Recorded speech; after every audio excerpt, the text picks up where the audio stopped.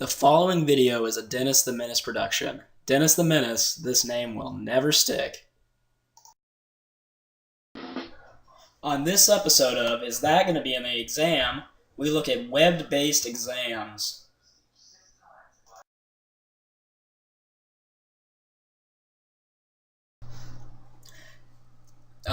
When we first talk about web-based exams, we first have to define them. Contrary to popular belief, web-based exams are not exams that you take online. So, for instance, instead of writing an exam on a piece of paper with a pen and pencil, you would actually go online and fill out exam questions there. That is not what web-based exams in this sense we are talking about. In this sense, we're talking about the concept of a web-based exam in which students are able to use the internet during their final exams. So this is a fairly important idea to grasp because it's amazing to think that that's possible. Coming from such a society as the United States where this would be considered cheating and beyond belief unallowed in every exam, to see that it's going on in many European countries is amazing. And it's also starting to make many people wonder, is it going to come to the U.S. and is this going to be seen in different ways? And we're going to analyze why this is becoming more popular and for several important reasons. Okay, as I said earlier, web-based exams have become very popular in many European countries, including Denmark.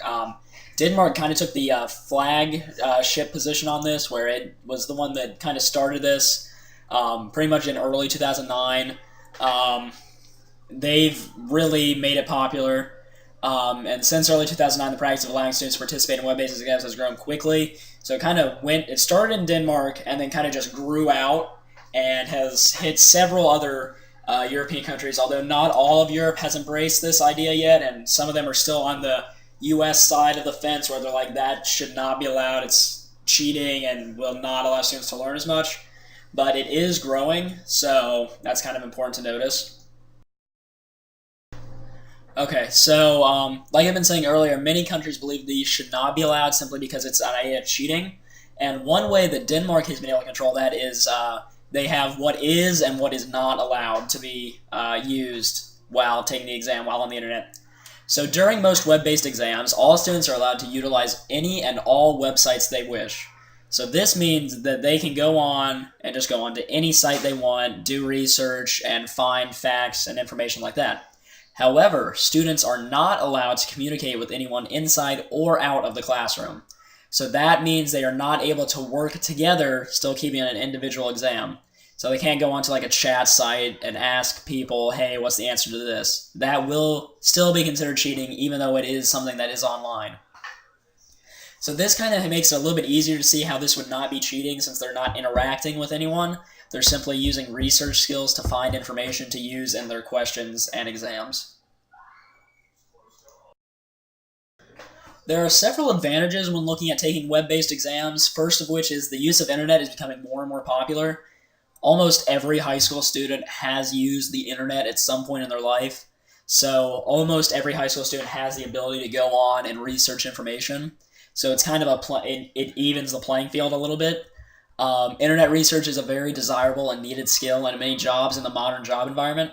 So allowing students to use internet research during exams is actually helping them in a way. It's preparing them for the life outside of school, getting it, that transition phase between school and a job. It's helping them use their time as effectively as possible while in school to make sure they have a better life outside of school. And finally, the nature of the question makes it hard to cheat. It said this in the textbook, and what I understand from this is the types of exams that they would be allowing students to use the internet for are not simply multiple choice, where if you go online and search a fact, you're going to get 100%.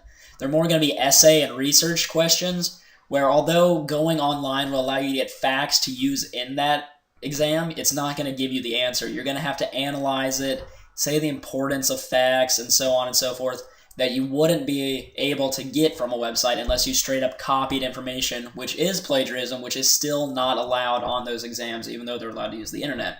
It still has to be your ideas and everything. So that kind of makes it a little more clear on the idea of how this is not seen as cheating.